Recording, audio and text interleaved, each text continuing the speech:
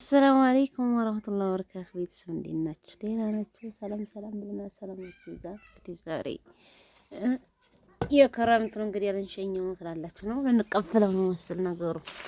እንግዲህ እዚህ ጋር ባህር ዛፍ ነው በልበል አስተግፍሩላህ አዚም በርበሬ ገዝተናል ማለት ነው። የክረምት እንዴት ወይምሳችኋል? እንግዲህ 500 ኧረ አለ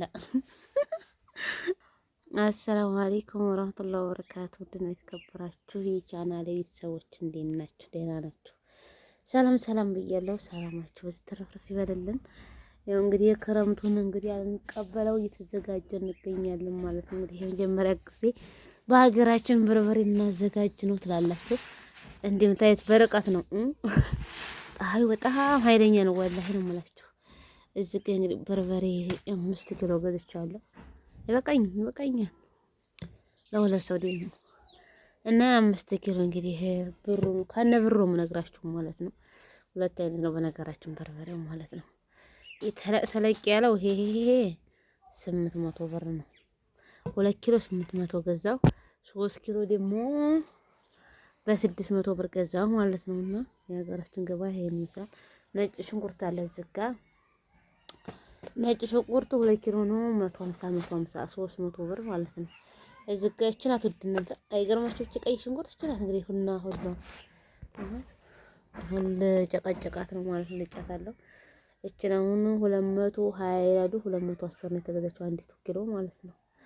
እዚህ ጋር ጥቁር መጣፈጥ አለ ጥቁር አዝሙድ ማለት ነው። ይሄ አንድ ኩባያ ስንት መሰላችሁ? 170 ብር ግማሽ ነው የገዛሁት 75 ብር ማለት ነው። ይሄ አረፋ ቀረፋ ይሉታል። ቆረንፍድ ይዛችሁ ነው ተዛ ረከስ ሳይሆን የቀረ ትላላችሁ።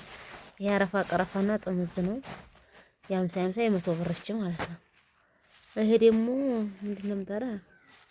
ነጭ መጣፈጥ ይሄ ብርጭቆ 50 ብር ግማሹ ለሽሮ ቀንሽ ትላለች። እቺ ናት ውድ ኮረሪማ ስሙ የ100 ብር 5 ነው። እነዚህ ነስነስ ስላሉ የ100 ብር 7 አድርጋቸዋል ማለት ነው። እነዚህ ናቸው የሚያጣፍጡት ወጡ መሰለኝ። ይሄን ነው በርበሬው ያወድስ እንግዲህ ያለን አብሽ 100 ብር ያሉ በ90 ብር ነው የገዛሁት። አንድ ብርጭቆ 90 ብር ማለት ነው። ይሄ ደግሞ ምን አይነት ሁለት አይነትና ሰናፈጭና ጎመንዘር ነው መሰል ስሙ አላውቅላችሁም ወላሂ። ይሄ እንጃ ይሄ ጎመንዘር ይመስላል። ዞሮ በርበሬ የሚገባ ነው ብለው እኔ ስለማላቅ ይሄ መጀመሪያ ሰናፈጭና ጎመንዘር አንድ አይነት አይደል ወላሂ አለ። ዞሮ ይሄ 50 ብር 100 ብር ነው። ይሄ አንድ ብርጭቆ ማለት ነው። ዝቃቅቤ 30 ብር ብርጭቆ 2 ብርጭቆ ነው። እጨምርበታለሁ እናቴ ስላላት ያፍንስ ጨመርኩኝ ማለት ነው። እና ይሄን ይመስላል እንግዲህ ዛሬ በርበሬያችንን እናዘጋጅ ነው ትላላችሁ ቅመሞችዬ። እናንተንም ለዝቅን ያውቃችሁ።